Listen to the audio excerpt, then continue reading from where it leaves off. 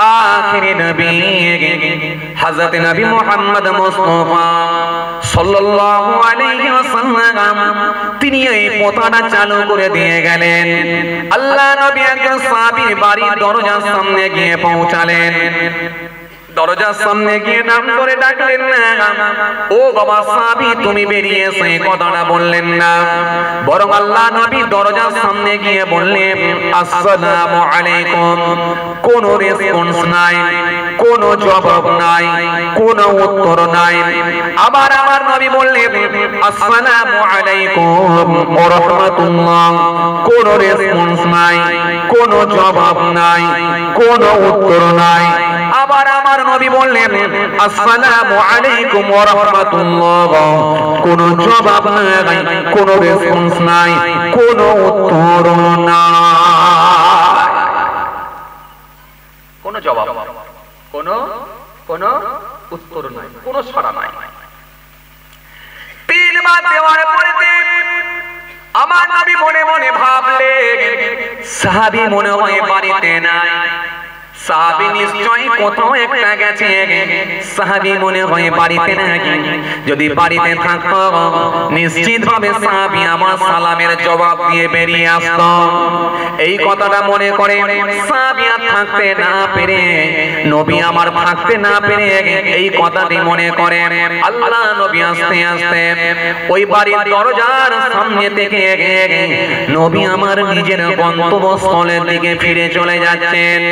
হঠাৎ করে দেখা যায় সাহাবী বাড়ির দরজাখানা খুলে দৌড়াতে লাগলেন, ছুটতে লাগলেন। ছুটে ছুটে ছুটে ছুটে এসে আল্লাহ নবীর সামনে এসে বললেন ওয়া আলাইকুম আসসালাম ইয়া রাসূলুল্লাহ। সাহাবী যখন আমার নবীর সামনে চলে এসে এই কথাটা বলেছে, আল্লাহ নবী থমকে দাঁড়িয়ে গেলেন। দাঁড়িয়ে গিয়ে বলে সাহাবী তুমি কি বাড়িতে ছিলে? আর আমি এতবার ধরে সালাম দিলাম, তুমি আমার সালামের জবাব দিলে না, অথচ তুমি কি বাড়িতে ছিলে? সাহাবী সেই সময় বলেছিলেন ইয়া রাসূলুল্লাহ ওয়া হাবিবাল্লাহ, হুজুর আমি বাড়িতে ছিলাম, বাড়িতে ছিলাম, বাড়িতে ছিলাম, কিন্তু আমি তিনবার আপনি সালাম দিয়েছেন, তিনবারই সালামের জবাব আমি দিয়ে দিয়েছি। জোরে হয় না, আরো জোরে হয় না। ওয়াল্লাহ নবী বিয়াদবি নেবেন না, রাসূলুল্লাহর পা দুটো জড়িয়ে ধরতে যায়। আল্লাহ নবী বললেন ডোন্ট টাচ মি, ও সাহাবী আমাকে টাচ করো না, কি হয়েছে তুমি একবার বলো। সাহাবী সেই সময় বললেন ইয়া রাসূলুল্লাহ ওয়া হাবিবাল্লাহ, হুজুর আপনি যখন আমাকে সালাম দিয়েছেন আমি সাহাবী সালামের জবাব দিয়েছি, কিন্তু জবাব আমি উচ্চ আওয়াজে দিই না, জবাব আমি ক্ষীণ স্বরে দিয়েছিলাম। কারণ আমি মনে মনে ভেবেছিলাম যিনি আমাকে দোয়া করছেন দুনিয়ার কোন নেতা নয়, দুনিয়ার কোন সাধারণ এমএলএ নয়, এমপি নয়, দুনিয়ার কোন রাষ্ট্রপতি নয়, যিনি আমাকে সালাম দিচ্ছেন দোনো জাহানের বাদশাহ হাবিবুল্লাহ আখিরি নবী নূর নবী হযরত নবী মুহাম্মদ মুস্তাফা সাল্লাল্লাহু আলাইহি ওয়াসাল্লাম, যিনাকে আমার আল্লাহ না পাঠালে কিছুই বানাতেন না। পৃথিবী, আকাশ, চন্দ্র, সূর্য, নবমণ্ডল, ভূমণ্ডল, পাহাড়, পর্বত, অ্যাস্ট্রোলজি, অ্যাস্ট্রোলজি, ভুটানি, গ্যালাক্সি আমার আল্লাহ কিছুই বানাতেন না। সব কিছু আমার আল্লাহ পাক তার হাবিবুল্লাহর ওসিলা দিয়ে বানিয়ে দিয়েছে। জোরে হবে না, আরো জোরে হয় না। ইয়া রাসূলুল্লাহ, ইয়া হাবিবাল্লাহ, হুজুর বিয়াদবি নেবেন না। আমি মনে মনে ভাবলাম দুনিয়ার কোন সাধারণ মানুষ আমাকে সালাম দেন না, তিনি দিচ্ছেন আখিরি নবী হাবিবুল্লাহ, নবীদের ইমাম, রাসূলদের ইমাম, সবার ইমাম, সকলের জন্য আমার নবীকে আল্লাহ সিলেক্ট করেছেন। সুতরাং যে আখিরি নবী আমাকে সালাম দিচ্ছেন, তিনি আমাকে দোয়া করছেন, তার মানে 100% এই দোয়াটা আল্লাহ দরবারে কবুল হবে। জোরে হয় না, আরো জোরে হয় না? 100% কবুল হবে, এতে কোনো সন্দেহের অবকাশ নাই। আমি মনে মনে ভাবলাম রাসূলুল্লাহ যখন আমাকে দোয়া করছেন, সুতরাং নবীর দোয়া নেব, নবীর দোয়া থেকে যেন আমি গাফিল না হয়ে যাই। নবী আমাকে দোয়া করছেন, এই কথা মনে করে আপনি আমাকে যখন দোয়া করলেন, আমি সালামের জবাবটা দিলাম, কিন্তু ক্ষীণ স্বরে দিলাম। আবার আপনি ফের একবার সালাম দিলেন, আবার সালামের জবাব দিলাম, ক্ষীণ স্বরে আমি আওয়াজ দিলাম। আবার আপনি আমাকে সালাম দিলেন, আবার সালামের জবাব দিলাম, ক্ষীণ স্বরে দিলাম। আমি মনে মনে ভাবলাম আমার রাসূলুল্লাহ যে কবার সালাম দেবে, সুতরাং যে কবার আমার জন্য দোয়া করবে, আমি রাসূলুল্লাহর কাছে আজকের দিনে সববারই কিন্তু দোয়া নিয়ে নেব। দোয়া নেওয়ার একটা কৌশল আমি অবলম্বন করেছিলাম, এটা দোয়া নেওয়ার কৌশল, অন্য কিছু নাই হুজুর। আমি জাস্ট খালি আপনার কাছ থেকে দোয়া নিতে চেয়েছিলাম। কেন? আমি 100% শিওর যে আপনার দোয়া আল্লাহর দরবারে মিস হবার কোনো সম্ভাবনা, জোরে বলো, সম্ভাবনা নেই। সুতরাং আপনি দোয়া করছেন মানে আমি দোয়া নেব, এই কথা মনে করে আমি দোয়া নেওয়ার জন্য আমি এই বাহানা করেছিলাম। ও আল্লাহর নবী, আপনি যখন 3 বার সালাম দেওয়ার পরে যখন ফিরে চলে যাচ্ছেন, তখন আমার মনটা খারাপ হয়ে গেল। আমার নবী মনে হয় কষ্ট পেয়ে গেছে, তাই আমি ছুটে এসে আপনার কাছে মাফ চেয়ে নিয়েছি। ও আল্লাহর নবী, আপনি আমাকে ক্ষমা করে দেন, মাফ করে দেন। আল্লাহর নবী সেই সময়তে বলেছিলেন, ও আমার নবী শুনবে কি না, ও আমার সাহাবী জেনে রেখে দাও, তুমি আমাকে সালাম দিয়েছিলে, সালাম তুমি আমার কাছ থেকে সালাম নিয়েছিলে, এই সালাম নেওয়ার জন্য এই বাহানা করেছো, এই কৌশল করেছো। আমি রাসূলুল্লাহ বলি তোমার জন্য বেশি বেশি করে দোয়া করি। তার মানে বুঝতে পারছেন এই সালাম দেওয়ার প্রথাকে চালু করলেন আমার রাসূলুল্লাহ সাল্লাল্লাহু আলাইহি ওয়াসাল্লাম। তাই সে সালাম আমরা দিই, কিন্তু আমরা কিছু মুসলমান হায় রে হায় সালামটা এখন ছেড়ে দিচ্ছি। সালামের পরিবর্তে আমরা এখন অনেকে নিয়ে এসেছি গুড মর্নিং, কথা কয় না, কথা বলে। সালামের পরিবর্তে আমরা অনেকে নিয়ে এসেছি গুড মর্নিং, আমরা অনেকে নিয়ে এসেছি গুড আফটারনুন, আমরা অনেকে নিয়ে এসেছি গুড ইভিনিং, আমরা অনেকে নিয়ে এসেছি গুড নাইট। রাতের বেলা যখন হয়ে গেল গুড নাইট দিচ্ছে, কথা বলে না। মিশন থেকে ছাত্রটা এসেছে, মিশন থেকে ছেলেটা এসেছে, ছেলেটা মিশনারি স্টুডেন্ট। আরে হাই, বাপ কি খুশি আমার ছেলে মিশনে পড়াশোনা করে, বিরাট খুশি। বাপ থাকতে না পেরে বেটাকে বলছে, বেটা রাতের বেলায় গুড মর্নিং বেটা, সকাল বেলায় বলছে গুড মর্নিং বেটা, দুপুর বেলা বলছে গুড আফটারনুন বেটা, রাতের বেলা বলছে গুড নাইট বেটা, গুড নাইট বেটা, tata good night, tata good night, tata. আল্লাহ বলছে কি হবে, বড় হলে তোর ছেলে হয়ে যাবে পাঁটা, তুই দিচ্ছিস টাটা? একটু বড় হোক না, পেচ্ছাপ করে পানিও নেবে না, হ্যাঁ পেচ্ছাপ করে পানিও নেবে না, আর তুই মরে গেলে কোনোদিন কবর জিয়ারত করতে যাবে না।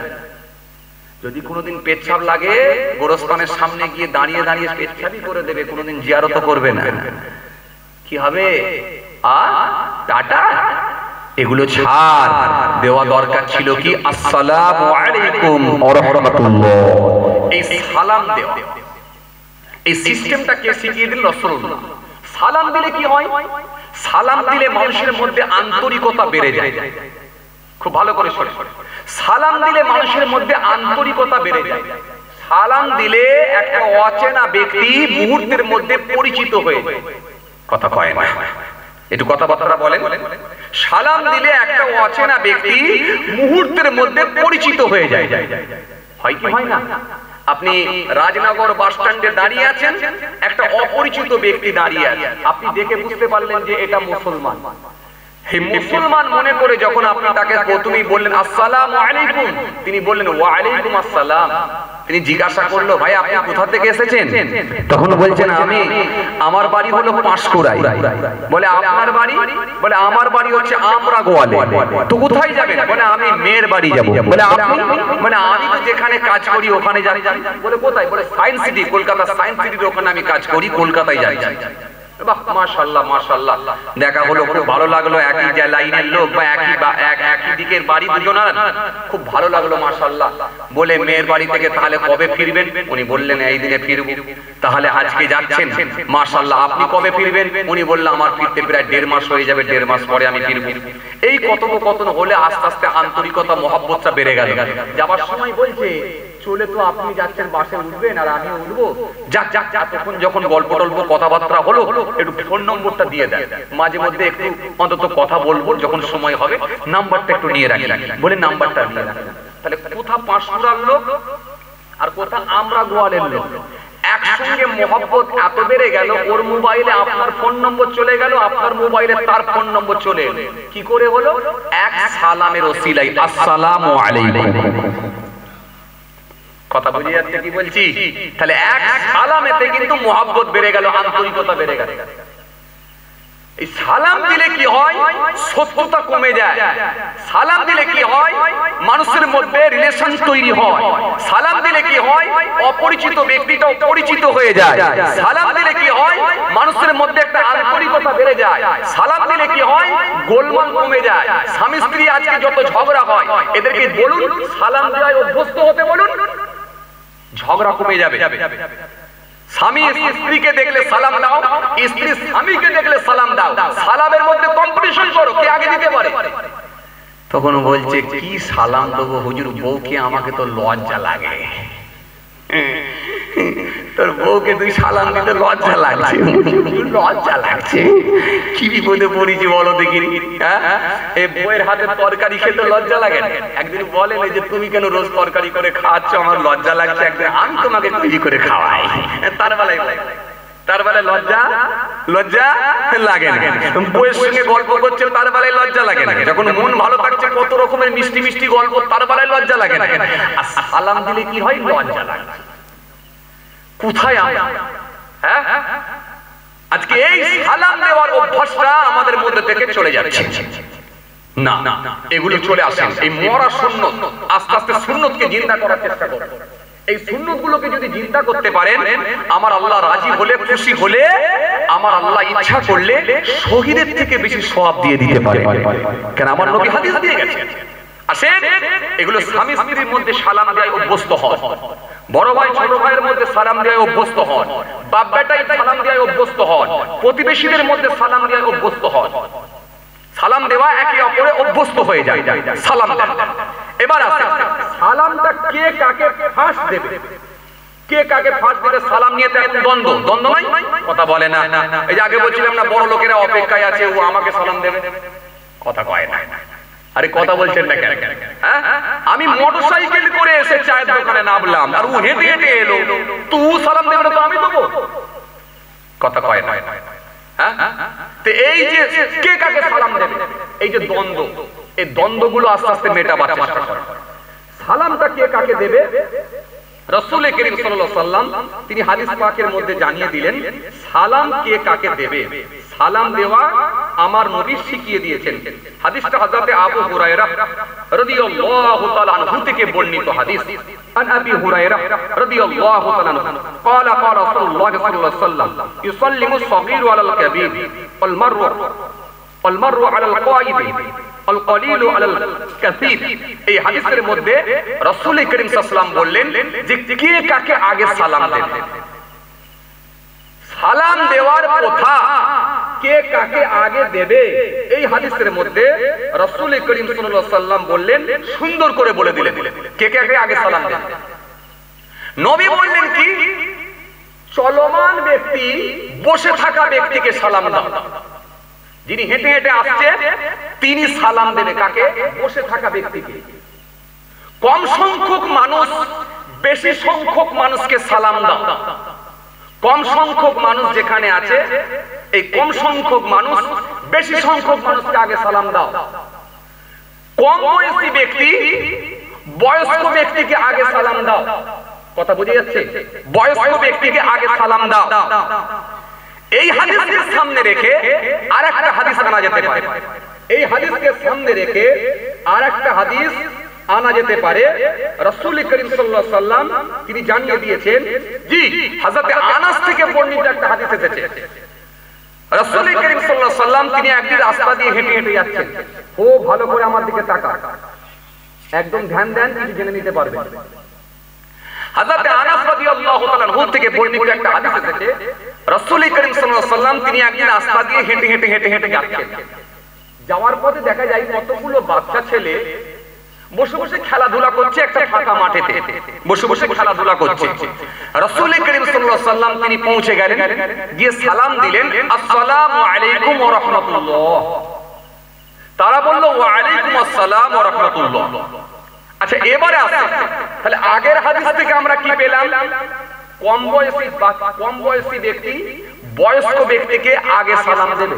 পেয়েছি কি পাইনি? কথা বলে না। পেয়েছি কি পাইনি? পেয়েছি, যে পেয়েছি। তাহলে চলমান ব্যক্তি বসে থাকা ব্যক্তিকে আগে সালাম দেবে। হ্যাঁ, আগে সালাম দেবে। কম সংখ্যক মানুষ বেশি সংখ্যক মানুষকে আগে সালাম দেবে। তাহলে এই হাদিসকে সামনে রেখে যদি বলা হয়, তাহলে কে কাকে আগে সালাম দেবে? বাচ্চা ছেলেগুলো আগে রাসূলুল্লাহকে দেবে, না রাসূলুল্লাহ আগে বাচ্চা ছেলেগুলোকে দেবে?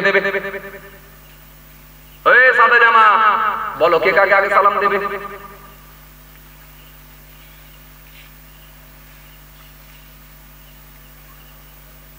ওইজো যে পালার আছে ও কি বলছি, বলো কে কাকে আগে দেবে? তাহলে তুমি নিশ্চয়ই ওয়াজ শুনোনি, তুমি নিশ্চয়ই ওয়াজ শুনোনি, তোমার ধ্যান ছিল ওই দিকটাই, ওই জন্য তুমি উত্তর দিতে পারলে না।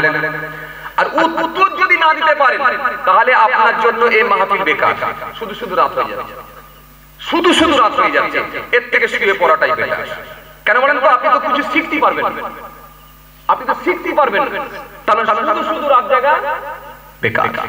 আর আপনি যদি উত্তর দিতে পারেন তাহলে এটা নিতে পেরে নিতে পেরে এবারে বাস্তবায়ন করাটা হলো আপনার ব্যাপার, কাজে লাগানোটা হলো আপনার ব্যাপার। তাহলে কে কাকে আগে সালাম দেবে বলেছিলাম? কে কাকে আগে সালাম দেবে বলেছিলাম? বাচ্চাগুলো হুজুরকে সালাম দেওয়া দরকার ছিল। ভালো বলেছে মাশাআল্লাহ। কেন? যেহেতু কম বয়সী ব্যক্তি বয়স্ক ব্যক্তিকে আগে সালাম দেবে, এটা ঠিকই, যেহেতু রাসূলুল্লাহ বয়সে তাদের থেকে সিনিয়র ছিলেন। কিন্তু এটা ব্যতিক্রম কেন হলো? ব্যতিক্রমটা এটাই হলো যাদেরকে যাতে করে তাদেরকে শিক্ষা দেওয়ার জন্য, শিক্ষা দেওয়ার জন্য, যাতে করে তারা সালাম দেয় অভ্যস্ত হয়। এই জন্য মাঝে মাঝে দেখবেন, মাঝে মধ্যে দেখবেন বাবাজি আমার ভাইরা, আমরা যখন মাদ্রাসায় পড়াশোনা করতাম আমরা ওস্তাদকে দেখলে সালাম দিতাম, আসসালামু আলাইকুম, কথা কয় না, বলতাম আসসালামু আলাইকুম, উনি জবাব দিতেন ওয়া আলাইকুম আসসালাম বলে ক্লাসে ঢুকতেন। আমরা কিন্তু বেঞ্চি থেকে স্টুল থেকে সময় উঠে দাঁড়িয়ে পড়তাম, এটা আমাদের উস্তাদের সম্মানার্থে, উস্তাদের সম্মানার্থে আমরা উঠে দাঁড়াতাম, দাঁড়িয়ে বলতাম আসসালামু আলাইকুম। উস্তাদ আমাদেরকে বলতেন ওয়া আলাইকুম আসসালাম, তিনি ওয়া আলাইকুম আসসালাম দিয়ে গেট দিয়ে ক্লাসের মধ্যে প্রবেশ করতেন। আবার মাঝে মধ্যে দেখবেন যখন মাদ্রাসায় দেখবেন ছোট ছোট বাচ্চাগুলো পড়াশোনা করে মক্তবে, মক্তবে যখন পড়াশোনা করে কিংবা মসজিদের বারান্দায় যখন পড়াশোনা করে, ছোট ছোট বাচ্চা 7 বছর 8 বছর 9 বছরের বাচ্চাগুলো যখন কায়দা নিয়ে পড়াশোনা করে, আলিফ বা তা সা আলিফ বে তে সে যখন পড়াশোনা করে দেখে কায়দা নিয়ে পড়ছে, ওই সময় যখন হুজুর তাদের সামনে যায়, হুজুর নিজে থেকে প্রথমে একবার সালাম দিয়ে বলে আসসালামু আলাইকুম, বাচ্চাগুলো বলে দেয় ওয়া আলাইকুম আসসালাম। তার মানে এখান থেকে প্রমাণ হলো আমার রাসূলুল্লাহ ওই বাচ্চাগুলোকে শিক্ষা দেওয়ার জন্য তিনি সালাম দিলেন আসসালামু আলাইকুম, আর ছেলেগুলো বলল ওয়া আলাইকুম আসসালাম। তার মানে এখান থেকে প্রমাণ হলো যদি পৃথিবীর জমিনে কোনো কম বয়সী ব্যক্তিকে যদি বয়স্ক ব্যক্তি যদি সালাম দিয়ে দেয়, তাহলে সে যদি প্রথমে সালাম দেয় আসসালামু আলাইকুম, এতে কোনো ক্ষতি নয়, বরং এটাও কিন্তু জায়েজ আছে। তাহলে আপনি আপনার ছেলেকে সালাম দিতে পারেন। আপনি কলকাতায় থাকেন, মাঝে মধ্যে আপনার ছেলেটা হায়ার সেকেন্ডারি পরীক্ষা দেবে, মাঝে মাঝে আপনাকে ফোন করে। আপনার ছেলেটা মাধ্যমিকের পরীক্ষা দিয়ে মাধ্যমিক পরীক্ষা দেবে, মাঝে মাঝে আপনাকে ফোন করে, আব্বা কেমন আছো বলেন। কিন্তু আপনি ইচ্ছা করলে ওই ছেলেটাকে যদি অভ্যাসে পরিণত করতে যান, তাহলে আপনি তাকে ইচ্ছা করলে দিতে পারেন আসসালামু আলাইকুম, এই শিক্ষাটা আপনি ঘুরিয়ে দিতে পারেন, যাতে করে ওই ছেলেটাও দেখবেন একদিন সেও সালাম দেওয়ায় অভ্যস্ত হবে, সেও দেখবেন আপনাকে সালাম দেবে। আসসালামু আলাইকুম ওয়া রাহমাতুল্লাহ, আব্বা জান কেমন আছেন? তিনি বলবেন ওয়া আলাইকুম আসসালাম ওয়া রাহমাতুল্লাহ, বেটা আমি আলহামদুলিল্লাহ ভালো আছি।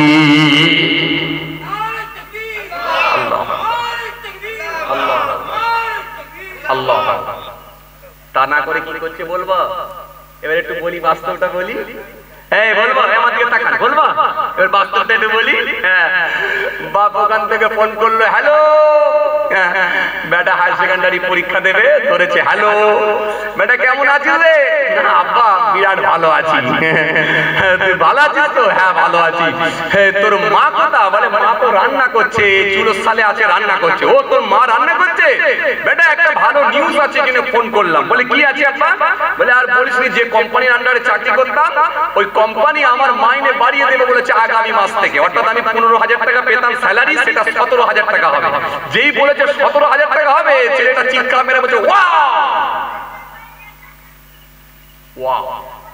এখন কিছু যুবক ছেলেরা দেখবেন হঠাৎ করে চিৎকার মেরে দিয়ে ওয়াও বলে যখন আনন্দের খবর পড়ে, কথা বলে না। বলেন এই যুবক ছেলে, আপনারা বয়স্ক লোকেরা বুঝতে পারবেন না, ওই আপনাদের ছেলেরা জানে, যারা উচ্চ মাধ্যমিক দেবে, মাধ্যমিক দেবে, ওরা খুব ভালো জানে। এই গ্র্যাজুয়েশনের লেভেলে পড়াশোনা করছে, বিএ ফার্স্ট ইয়ার চলছে কি সেকেন্ড ইয়ার কি থার্ড ইয়ার চলছে, ওরাও দেখবেন চমকে যাওয়ার কথা শুনলি বলে ওয়াও ওয়াও। যখন বলেছে ওয়াও, ও রান্না চালায় রান্না করছিল ওর মা, তখন চিৎকার বেড়ে শুনতে পেয়ে, এই চিৎকার মারা আওয়াজ শুনতে পেয়ে ওর মা তাড়াতাড়ি ছুটে এসে বলছে বেটা কি হলো রে, এরকম আওয়াজ করছিস? বলে আর বলুনি মা, আব্বার স্যালারি বেড়ে গেছে, সামনে মাস থেকে 17,000 টাকা। বলে ও মাই গড, নাউযুবিল্লাহ মিন যালিক। আজকে আমরা কোথায়? চুল যদি দেখেন ইহুদিদের মতো চুল, ড্রেস যদি দেখেন খ্রিস্টানদের মতো ড্রেস, দাড়ি যদি দেখেন বিরাট কোহলির মতো, নাসারাদের মতো দাড়ি, কথা কয় না। জুতো যদি দেখেন তার ডিজাইন আলাদা, হাতে পালা পড়েছে সেই ডিজাইন আলাদা, চুল লেগে মাথা সেই ডিজাইন আলাদা, গায়ে গেঞ্জি পড়েছে সেই ডিজাইন আলাদা। জি, সব ইহুদিদের কালচার আমাদের মধ্যে ঢুকে গেছে। আর নবী বলেছেন মান তাসাফা বিকওমিন ফাহুয়া মিনহুম, যে যাকে অনুসরণ করবে আমি নবী বলছি তার সঙ্গে তার হাসর। আপনি কি একবারও ভাবলেন না যে আল্লাহ নারাজ হয়ে গেলে হতে পারে শাহরুখ খানের সঙ্গে আপনার হাসর হতে পারে? আল্লাহ নারাজ হয়ে গেলে ওকে অনুকরণ করলে বিরাট কোহলির সঙ্গে আপনার হাসর হতে পারে। আর আমি যদি আমার রাসূলুল্লাহকে অনুসরণ করি, আমার আল্লাহ রাজি হলে, খুশি হলে রাসূলুল্লাহর সঙ্গেই আমার হাসরটা হয়ে যেতে পারে। এতে কি আপনি খুশি নন? একটু জোরে বলেন না সুবহানাল্লাহ। আফসোস, দুঃখ এত অজস্র দেওয়ার পরে আমাদের বাড়িতে এখন সালাম দেওয়ার কথা, এই সিস্টেমটা আমরা চালু করতে পারলাম না। সকালবেলায় দেখা হয়েছে গুড মর্নিং, মসজিদে বুড়ো চাচা হাই রে হাই ফজরের নামাজ পড়ে মাথায় একটা গামছা বেঁধে হাতে একটা লাঠি নিয়ে হেঁটে হেঁটে যাচ্ছে। চাচার মাথা খারাপ, কেন জানেন? পুকুরের মাছ চুরি হয়ে গেছে, জাল ফেলে গিয়ে চুরি করে নিয়েছে। আর এ ছেলেটা শিক্ষিত ভাইপো, জি ইংলিশ মিডিয়ামের ছাত্র, এখন মিশরে পড়াশোনা করছে। সকালবেলা চাচাকে দেখতে পেয়ে বলছে গুড মর্নিং চাচা। এখন চাচা কি গুড মর্নিং দেবে না হাতের লাঠি দিয়ে ঝাড়বে? কথা বলেন না কেন? ঝেড়ে দেবে না? ঝেড়ে দেবে, দিয়ে বলে পাকা মুখ করতে এসেছো তুমি? আমার মাছ চুরি হয়ে গেছে, ব্রেন ঠিক নেই, আর তুমি আমাকে গুড মর্নিং দিতে দেছো? এমনি চাচা লোক মানে আগেকার লোক, বুঝতেই পারছেন ওসব কিছু বোঝে না, সোজা সাপটা মারে। আর বুঝতে পারছেন অফলাইনের লোক, অনলাইন অনলাইন বুঝে না, কথা বলে না, ওসব ফেসবুক ইউটিউব বোঝে না, যা হবে ডাইরেক্ট মারে। এখন ঝেড়ে দিলে মাথায় সাইজ, তখন ঘরে গিয়ে কাঁদতে কাঁদতে বলছে আমি খালি চাচাকে বলেছিলাম গুড মর্নিং চাচা। এবার আসেন একটু ঘুরিয়ে আসি। এবারে যদি ওই চাচাটার আল্লাহ না করে ওই চাচাটার যদি ছেলে মরে যেত, খুব ভালো করে বুঝবেন, ওই চাচাটার যদি ছেলে মরে যেত আল্লাহ না করে, যদি ওই ভাতিজা ওই চাচাকে বলতো আসসালামু আলাইকুম চাচা, চাচা লাঠির বাড়ি তারা কাটাতো না ওয়া আলাইকুম আসসালামটা দিত? কথা বলেন না, ওয়া আলাইকুম আসসালামটা দিত না? দিত। নবীর শিক্ষা তো আমাদেরকে ভালো লাগে না। আর এই যে আপনি সালাম দিলেন ওয়া আলাইকুম আসসালাম, এই সর্বপ্রথম যদি সালাম দেওয়াই অভ্যাসে পরিণত করতে পারেন, আমার আল্লাহ রাজি হলে খুশি হলে জান্নাতের ভেতরে আপনার জন্য একটা স্পেশাল ঘর আমার আল্লাহ রেখে দিতে পারে। আমরা এগুলো নিতে পারি? এটা আমাদের জন্য ব্যর্থতা, এটা আমাদের জন্য খুব দুঃখজনক যে এগুলো আমরা নিতে পারলাম না, নবী থেকে ধার করতে পারলাম না, নবী থেকে কালেকশন করতে পারলাম না। এই জন্যই তো এই অবস্থা। মার খাচ্ছি আমরা কেন? মার খাচ্ছি কেন? নবী জানেন মানে আহাব্বা লিল্লাহি ওয়া আবগাদা লিল্লাহ ওয়া আতা লিল্লাহি ওয়া মানা লিল্লাহ ফাকাদ ইসতাকবাল আল ঈমান। আল্লাহ নবী বললেন কারোর সঙ্গে যদি সম্পর্ক রাখো, কারোর সঙ্গে যদি আন্তরিকতা করো, কারোর সঙ্গে যদি বন্ধুত্ব করো, আমি রাসূল বলছি সেটা যেন আল্লাহর জন্য হয়, সেটা যেন কথা কয় না, সেটা যেন আল্লাহর জন্য হয়। এবার আপনারা বলেন তো দেখি, একটা কথা জিজ্ঞাসা করি, বলেন তো দেখি, আপনাদের এখানে মেম্বার যখন হেঁটে হেঁটে ঘুরে বেড়ায়, মেম্বারের পেছনে বেশি লোক থাকে না ইমাম সাহেব হুজুর হেঁটে হেঁটে গেলে ইমাম সাহেবের পেছনে বেশি লোক? এই উত্তর তো আপনারা দিয়ে দিচ্ছেন, আমি আর কি দেবো? প্রধান যদি হেঁটে হেঁটে যায়, এটা আমি সার্বিক ভাবে বলছি, কাউকে ইন্ডিকেট করে নয়, জাস্ট বোঝানোর জন্য বলছি। প্রধান যদি হেঁটে হেঁটে যায়, প্রধানের ডান দিকে বাঁ দিকে বেশি লোক না ইমাম সাহেব হেঁটে হেঁটে গেলে ইমামের ডান দিকে বাঁ দিকে বেশি লোক? হাই রে হাই, এই আসল জায়গা। প্রধানের সঙ্গে যদি একটা ছবি তুলে রাখা যায়, এলাকায় আর কেউ কথা বলতে পারবে না ভাই। আর প্রধানকে নিয়ে এসে যদি দুপুরবেলা একবার এমএলএ কে নিয়ে এসে যদি লাঞ্চ করানো যায়, এমএলএ ছবি যদি একটা মোবাইলে রাখা যায়, এই এলাকার কোনো মানুষ আর এই সাব ডিভিশনের কোনো মানুষ আর কথা বলতে পারবে না, যেহেতু এমএলএ তার হাতে আছে ভাই। অথচ আপনি অবাক হয়ে যাবেন, কত দাড়িওয়ালা লোক, কত টুপিওয়ালা লোক, কত নামাজি লোক, এরা দেখবেন প্রধানের পেছনে পেছনে এমএলএ ডান দিকে বাঁ দিকে ঘুরে বেড়ায়। এরা খালি মনে মনে ভাবে এমএলএ যেন আমার সঙ্গে একটা কথা বলে, এমএলএ এর সঙ্গে যদি একটা ছবি তোলার সুযোগ হয়, এমএলএ এর সঙ্গে যদি একটা ছবি তুলে রাখতে পারি, এই অঞ্চলের মধ্যে এই সাব ডিভিশনের মধ্যে কোনো মানুষ আঙুল তুলে আর কেউ কথা বলতে পারবে না। খালি পকেট থেকে একবার মোবাইলটা বের করব আর এমএলএ এর ছবিটা আমার সঙ্গে লাগানো আছে একবার দেখিয়ে দেব। কথা বলছেন না? এটা হ্যাঁ না বলে সে জাহান্নামে চলে যায়, ঈমান চলে যাক, সব দেখাতে পারে। হ্যাঁ, নবী বললেন বন্ধুত্ব করবে যদি ভালো লোকের সঙ্গে করো, কিন্তু আমরা বলছি না না, বন্ধুত্ব যদি করি সেটা খারাপ লোকের সঙ্গে করব, খারাপ লোকের সঙ্গে বন্ধুত্বটা আমরা করি। এই জন্য সমাজ থেকে আজকে সব ইসলামিক কালচার আমাদের মধ্য থেকে চলে যাচ্ছে। আজকে ইমাম সাহেব ডান দিকে দিয়ে হেঁটে গেলে ইমাম সাহেবের ডান দিকে বাঁ দিকে লোক পাওয়া যায় না, কিন্তু এলাকার প্রধান যদি হেঁটে হেঁটে যায় পেছনে লোকের জায়গা দেওয়া যায় না। এমএলএ যদি হেঁটে হেঁটে যায় সারা গ্রামের লোক পার হয়ে যায়। কেন? এমএলএ এর সঙ্গে বন্ধুত্ব রাখলে অনেক কাজ আছে ভাই। কথা বলতে বলতে অনেক কথা বেরিয়ে আসছে। আসেন আমি আবার আগে থেকে ফিরে যাচ্ছি। তাহলে কোথায় ছিলাম? ও মাই গড, নাউযুবিল্লাহ মিন যালিক। এই কথা বলবেন। আল্লাহর ক্ষেত্রে গড বলা যায় না, আল্লাহর ক্ষেত্রে ঈশ্বর বলা যায় না, আল্লাহর ক্ষেত্রে ভগবান বলা যায় না, আল্লাহর ক্ষেত্রে উপরওয়ালা বলা যায় না। যার বহু বচন হয়, যার স্ত্রীলিঙ্গ হয়, এরকম কথা আল্লাহর ক্ষেত্রে ব্যবহার করা প্রযোজ্য নয়। যেহেতু আল্লাহ নিজে তিনার পরিচয় কোরআনের মধ্যে তুলেছেন, কুল হুয়াল্লাহু আহাদ, বলো সে আল্লাহ হলেন এক, আল্লাহুস সামাদ, তিনি বেনিয়াজ কারো মুতাফিকি নন, লাম ইয়ালিদ, তিনি কাউকে জন্ম দেননি, ওয়া লাম ইউলাদ, তিনি কারো জন্মিত নন, ওয়া লাম ইয়াকুল লাহু কুফুয়ান আহাদ, আকাশ জমিনে আল্লাহর সমকক্ষ আর কিছুই নাই। জোরে বলবেন না, আরো জোরে বলবেন না। তাহলে আল্লাহর ক্ষেত্রে এই কথা বলা যাবে না, যার স্ত্রীলিঙ্গ হয়, যার বহুবচন হয়, জি এই কথা আল্লাহর ক্ষেত্রে ব্যবহার করা প্রযোজ্য নয়। তাহলে এই কালচারগুলো আমাদের মধ্যে থেকে যেন না থাকে। কথা বুঝে গেল? ওয়াও করে যেন উঠবেন না, ছেলেকে ঝেড়ে একটা থাপ্পড় মারবেন। ওয়াও করলি কেন? তখন বলবো আমি খুশি হয়েছি। না, খুশি হলে পড়বি আলহামদুলিল্লাহ, খুশি হলে পড়বি সুবহানাল্লাহ, কিংবা মাশাআল্লাহ, কিংবা বলো আলহামদুলিল্লাহ। খুশির সংবাদ পেয়েছো আলহামদুলিল্লাহ, তুমি দুঃখের সংবাদ পেয়েছো বলো ইন্না লিল্লাহ। তুমি আল্লাহর উপরে বেজার হয়ো না, তুমি আল্লাহ সম্পর্কে নেগেটিভ কমেন্ট করো না, আল্লাহ সম্পর্কে বাজে মন্তব্য করো না, এতে তোমার ঈমান হারা হয়ে যাবে, তুমি পথভ্রষ্ট হয়ে যাবে, তুমি গোমরা হয়ে যাবে। বলো আল্লাহর হুকুম ছিল সেটা, তার বাসিয়াতে যেটা ছিল সেটাই হয়েছে।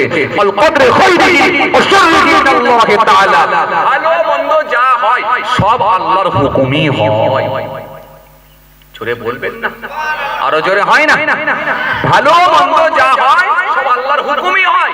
এজন্য বড় বাপ বেঁচে আছে, দাদু চলে গেছে, কি করবে? তোমার দাদুকে আল্লাহ ডেকে নিয়েছে। দাদু বেঁচে আছে, বাপ চলে গেছে, কি করবে? বাপ আগে চলে গেছে, আল্লাহ ডেকে নিয়েছে। এর জন্য মন খারাপ করো না। দাদু বেঁচে আছে, আলহামদুলিল্লাহ, আল্লাহ তাকে বাঁচিয়ে রেখেছে। তুমি বলো না যে আগে মরা দরকার ছিল দাদু, কেন বললো আমার বাপ? এটা বলো না, কেন তেনার মাসিয়াত, তিনার ইচ্ছা, তিনি যেটা করেন ভালোর জন্যই করেন। নিশ্চিত ভাবে এর ভিতরে কিছু ভালাই আছে, তাই তিনি আগে ডেকে নিয়েছেন। তুমি পড়ো, এটা দুঃখের সংবাদ, বড় কষ্টের জায়গা। অবশ্যই বাপ চলে গেছে মানে কষ্ট তো হবেই। তুমি পড়ো ইন্না লিল্লাহি ওয়া ইন্না ইলাইহি রাজিউন, এটা পড়ে পড়ে সবর কর। আচ্ছা, কোথায় ছিলাম? সালাম, তাই তো নাকি? কষ্ট হচ্ছে বাবাজি আপনাদের? জোরে বলেন কষ্ট হচ্ছে? মাশাআল্লাহ। আসেন, খেয়াল করেন, লক্ষ্য করেন, আমি আপনাদেরকে কি বোঝাতে চাইছিলাম? সালাম। তাহলে সালাম কে কাকে আগে দেবে এটা ক্লিয়ার হলো তো? হলো তো? তাহলে ব্যতিক্রম যদি হয় এটাও হতে পারে, কোনো সমস্যা নাই। তাহলে সালাম আগেও দেয়া যেতে পারে, পরেও দেয়া যেতে পারে। গরিব লোক বড় লোককেও দিতে পারে, বড় লোক গরিব লোককেও দিতে পারে, কোনো সমস্যা নেই। সালামকে নিয়ে যেন এইরকম আমাদের মধ্যে ঈর্ষা হিংসা না এসে যায়, আমাদের মধ্যে ইগোরা তৈরি হয়ে যায়। কে কাকে আগে দেবে? আমি ওর থেকে সম্মান্য ব্যক্তি, ও আমাকে দেবে। ও হুজুর, হুজুর, হুজুরকে আগে দিতে হবে। হুজুর বলবেন না, ও কমিটি, ও আগে আমাকে দেবে। ও শ্রোতা আগে আমাকে দেবে। ও বলে আমি কমিটির সভাপতি, ও আগে আমাকে দেবে। ও শ্রোতা এসেছে আমাকে দেবে না, যে যাকে আমরা পারবো আগে সুযোগ পাবো আমরা সালাম দেওয়া, এই সিস্টেমটা চালু করে দেবো ইনশাআল্লাহ। ইনশাআল্লাহ, ইনশাআল্লাহ। এবারে আসেন, তাহলে সালাম দেওয়ার প্রথা চালু হয়েছিল বহু পূর্বে থেকে। আইয়ামে জাহেলিয়াতের যুগেও তারা একে অপরকে দেখলে কোন কথোপকথন করার আগে এই বাক্যগুলো তারা ব্যবহার করত। বুঝতো? রাসূল করিম সাল্লাল্লাহু আলাইহি ওয়াসাল্লাম সেটাকে বন্ধ করে সালামের প্রথা আল্লাহ নবী চালু করে দিয়েছিলেন। এবারে আসেন, সালামের সূচনা কবে থেকে, শুরু কবে থেকে? মনে রাখবেন, একটা লম্বা হাদিস এসেছে, রাসূল করিম সাল্লাল্লাহু আলাইহি ওয়াসাল্লাম তিনি হাদিস পাকের মধ্যে জানিয়েছেন। একটা লম্বা হাদিস এসেছে, এই হাদিসটা হযরত আবু হুরায়রা রাদিয়াল্লাহু তাআলা আনহু থেকে বর্ণিত হাদিস। ওয়া নবী হুরায়রা রাদিয়াল্লাহু তাআলা আনহু قال قال رسول الله صلى الله عليه وسلم خلق الله آدم على صورته طوله 60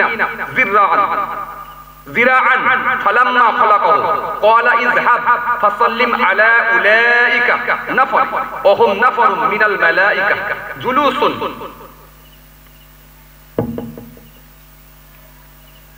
فاستمع ما يحيونك فإنها تحيتك وتحية ذريتك فاذهب فقال الله فقال السلام عليكم فقالوا السلام عليك ورحمة الله। এরপরেও অনেক লম্বা কথা, একটা হাদিস এসেছে, এই হাদিসটা হযরত আবু হুরায়রা রাদিয়াল্লাহু তাআলা আনহু থেকে বর্ণিত হাদিস। রাসূল করিম সাল্লাল্লাহু আলাইহি ওয়াসাল্লাম তিনি বলছেন, যখন আদম আসলামকে আল্লাহ রাব্বুল আলামিন সৃষ্টি করলেন, আদম আসলামকে সৃষ্টি করার পর, আদম আসলামকে আল্লাহ তৈরি করার পর, আদম আসলামকে আমার আল্লাহ 60 হাত লম্বা করলেন। কহাত কথা কয় না, কহাত 60 হাত, 60 হাত লম্বা করলেন। লম্বা করার পর আদম আসলাম 60 হাত লম্বা। আদম আসলামকে আল্লাহ তৈরি করার পর আপনাদের জানা আছে সর্বপ্রথম আদম আসলামের একটা হাঁচি হয়েছিল, হাঁচি জানা আছে আপনাদের? আদম আসলামের ঘটনা জানা আছে তো? কথা কয় না, জানা আছে নাকি? জি, এই পৃথিবীর জমিন থেকে মাটি তুলে নিয়ে যাওয়া হয়েছিল। কোথা থেকে মাটি তুলে নিয়ে যাওয়া হয়েছিল জানেন আপনারা? কথা কয় না, কথা কয় না, একটু কথা বলেন। কোথা থেকে মাটি তুলে নেওয়া হয়েছিল জানেন আপনারা? হাই রে হাই, জানেন না? জানেন না? কে মাটি তুলে নিয়ে গেছিল জানেন আপনারা? জানেন আপনারা? জানেন আপনারা? এই সমস্যা, সমস্যা, সমস্যা। এতরিয়া নওজওয়ান জমাকেরা, ইয়া ভাই মুরব্বিয়ানিরা, বাবারা শুনে কে দিন বাবা, বাবারা জেনে কে দিন বাবা। রব্বুল আলামিন আম্মা পাক ফেরেশতাদেরকে নিয়ে একটা মিটিং করেছিলেন। وَإِذْ قَالَ رَبُّكَ لِلْمَلَائِكَةِ إِنِّي جَاعِلٌ فِي الْأَرْضِ خَلِيفَةً قَالُوا أَتَجْعَلُ فِيهَا مَن يُفْسِدُ فِيهَا وَيَسْفِكُ الدِّمَاءَ وَنَحْنُ نُسَبِّحُ بِحَمْدِكَ وَنُقَدِّسُ لَكَ قَالَ إِنِّي أَعْلَمُ مَا لَا تَعْلَمُونَ। আল্লাহ কোরআনে কারীমের মধ্যে সুন্দর করে ঘোষণা দিয়েছেন। আল্লাহ রাব্বুল আলামিন ফেরেশতাদেরকে নিয়ে মিটিং করেছিলেন। মিটিং করে বলেছিলেন, এই ফেরেশতারা, এই পৃথিবীর জমিনে আমি একজন প্রতিনিধি বানাতে চাই, আমি একটা আমার খলিফা নির্বাচন করতে যাই, খলিফা আমি আল্লাহ প্রতিনিধি বানাতে চাই, খলিফা আমি আল্লাহ পৃথিবীর জমিনে প্রেরণ করতে যাই। ফেরেশতারা বলেছিল, আমার আল্লাহ খলিফা বানাবেন না, খলিফা বানাবেন না, কারণ তার সন্তান সন্ততি, তার ছেলে মেয়ে যারা দুনিয়ার জমিনে আসবে, পৃথিবীর জমিনে খুনোখুনি করবে, মারামারি করবে, রাহাজারি করবে, অন্যায় করবে, অত্যাচার করবে, মেরে নেওয়া, কেড়ে নেওয়া, এমন কোন অন্যায় না যেটা তাদের মধ্যে থাকবে না। আল্লাহ খলিফা বানাবার দরকার নাই। আল্লাহ রাব্বুল আলামিন সেই সময় বলেছিলেন, হে ফেরেশতারা শুনে রেখে দাও, জেনে রেখে দাও, আমি আল্লাহ যা জানিয়ে গে তোমরা তা জানো না। ক্বালা ইন্নী আ'লামু মা লা তা'লামুন।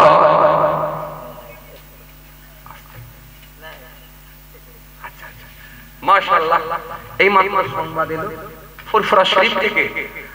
আমার মামা জান হুজুর পীর কেবলা, পীর সাহেব হুজুর কেবলা, তিনিও তাসসিব নিয়ে চলে এসেছেন। আমরা সকলেই চিন্তা মুক্ত, কথা ঠিক কি না ভুল বলেন? আমরা সকলেই চিন্তা মুক্ত না? কথা বলে চিন্তা মুক্ত না? সকলেই আমরা চিন্তা মুক্ত। একবার তাকবীর দেন, নারায়ে তাকবীর, আরো জোরে দেন, নারায়ে তাকবীর, আরো জোরে দেন, নারায়ে তাকবীর, আরো আওয়াজ দেন, নারায়ে তাকবীর। সিলসিলা মুজাহিদুল জামাত, দাদা পীরের হক সিলসিলা, পীর সাহেব হুজুর কেবলা।